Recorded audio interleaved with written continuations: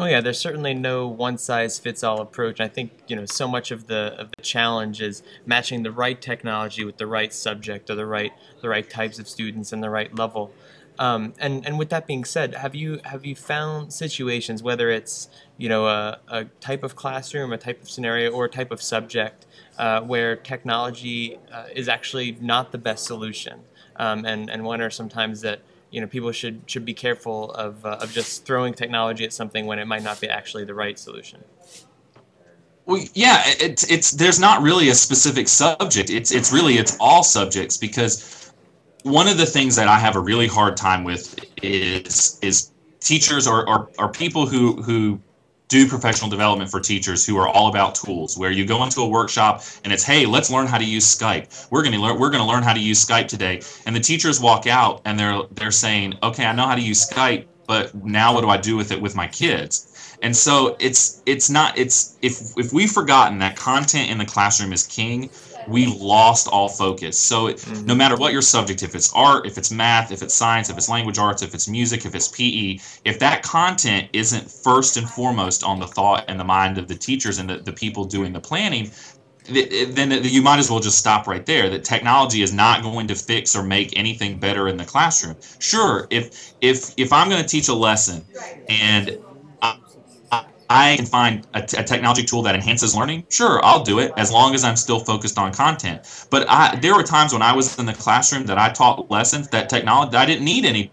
technology. The content Hmm. stood on its own and the kids got what they needed. And sometimes it was just going out and sitting at, I taught, seventh grade. So we learned about weather. So, yeah, I can go online and have them do simulations and do all kinds of things. But one of my favorite things to do was to go outside, sit in the grass with a pad of paper and a pencil and look at the weather and write it down and do a diary of it. There's no technology involved in that. And so technology would have taken away from that Or experience. So distracted, yeah. it is, as long as we're focused on the content and what kids are learning, and then bring in those technology tools to say, if I use technology in this lesson, is it going to enhance learning in some way? That's the way we should be approaching technology in the classroom. Not, okay, I've got this technology tool, now I need to find a lesson in order to use it with. Yeah, it's the classic problem of finding a problem to fit a solution rather than the other way around, right? Finding the technology to fit the content. Exactly. So we're running on a shade over 10 minutes here, and there's a few other things I had written down, that I'm going to see if I can sort of consolidate it into one broader question, because I have to, because of what I'm doing with Brainscape, is kind of the role of drill and practice in the classroom, versus project-based learning and skills-based learning, which is so important, increasingly important. How do you sort of bridge the two, and does mobile learning have a role in helping bridge that? Well, mobile learning, definitely, that I think that's where we're going. We're going in this direction of anytime 24/7 access to information.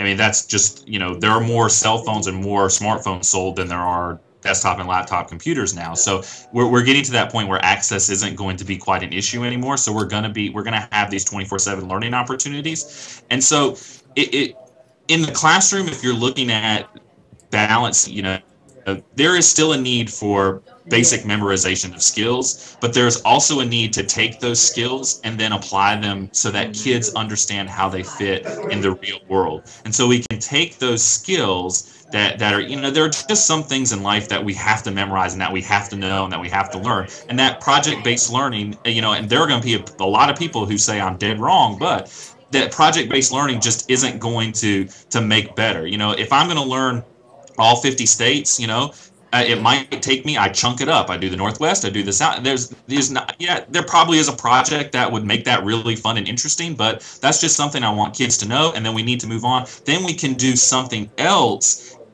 more content wise, and spend a lot more time doing the projects and the problem-based learning and things like that. There's always going to be a need for just things that we have to know, and then taking that and applying it and growing that knowledge through project-based learning and problem-based learning. And that's when then the mobile device allows that learning to take place anywhere, anytime, any situation. Are you seeing any mobile platforms that are sort of emerging as the ones in vogue there in your school district or among the students themselves? Well, cell phones are still really popular. Uh-huh. We're looking at tablets and looking in that direction. As far as software Um, goes, I'm sorry. Oh, as far as software, Yeah. we have a couple different LMSs, like we use Moodle and we use things like that. There's not really anything that's taken hold. I think we're all kind of in our district in a position to kind of wait and see, and whether or not that's the right decision, I don't have to make those decisions. So, Right. um, but we're a district in transition where we're understanding that we need to start looking in those mobile technology directions and looking at those platforms and things like that.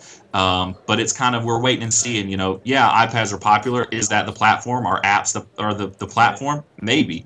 Could it come from Maybe not. students? Could that impetus come from students themselves? Do you think students are sort of motivated enough or resourceful enough to actually find their own tools, or does it almost necessarily have to come from the top down? I think it's going to take both. I think there are some kids who are motivated enough, and sure, I could point you to 10 different schools where we've got kids who are just going out and doing really amazing things. Taking what they're doing in the classroom, and all of a sudden you're turned around and they're winning scholarships that had nothing to do with school, but because they're taking what they did in school and doing it something on their own. But then it's also going to take some direction from us and figuring out what is going to be the best, because we have in our district 56,000 students. So Wow. trying to give an individualized education to each one is very, very difficult. So we're going to have some of those conversations, and bringing students into those conversations. If I'm going to be teaching kids, I want kids to be involved in their learning. So bringing those kids in and talking to them, what are you doing? What are you using? What do you find best that works for you? And so those are conversations that we're going to have later on down the Right. road. I think you make a really good point about individualized learning. I think the future of whatever education technology is going to look like, especially for sort of the drill and practice part, which you want to get out of the classroom, you want to outsource that, is going to have to be something that is personalized and adaptive. Right. Because we don't have time to go at everybody else's pace. Going at our own pace improves everybody's productivity. Well, I liken it to timed multiplication tests. Not every kid learns their multiplication tables that way, but if they find a way and they can do it outside of their classroom, and there's some app or there's some kind of other platform that teaches them how to do that, and they go out and they do that on their own, and then we can come back in the classroom and we can do some of those cool things. All right, now that we all know our times tables because we've all Exactly. taken the time to do it, then we can move on and we can do some really cool things. And then you're getting into self-motivation, and I think that's where a lot of the problems in our schools stem from anyway. Self-motivation is that what kid wants to come to a school and take timed multiplication tests and have the teacher put on the board all the best tests, and my test never goes up there because I don't do it in enough time. Waste of everybody's time.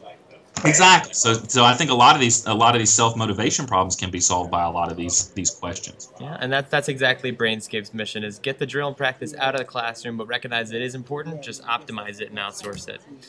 Well, I look forward to being in touch and hearing more. I feel like I could talk to you all day. It's one of the longer interviews, and I'm sure we have a lot more we could talk about. But in the meantime, if anybody's looking to find more about you, your blog, and your thoughts on stuff you're learning in the district, where is it that they can search again? Sure. My blog is web20classroom.blogspot.com. And I'm on Twitter. You can find me on Twitter. I'm Web20Classroom on Twitter. So reach out, send me a question, get in touch with me, and we'll have a conversation. Sounds good. Well, Steve Anderson at the Winston-Salem Forsyth County School District, thank you again very much. And I'm Andrew Cohen with EdTech Insider. See you next time. Thanks.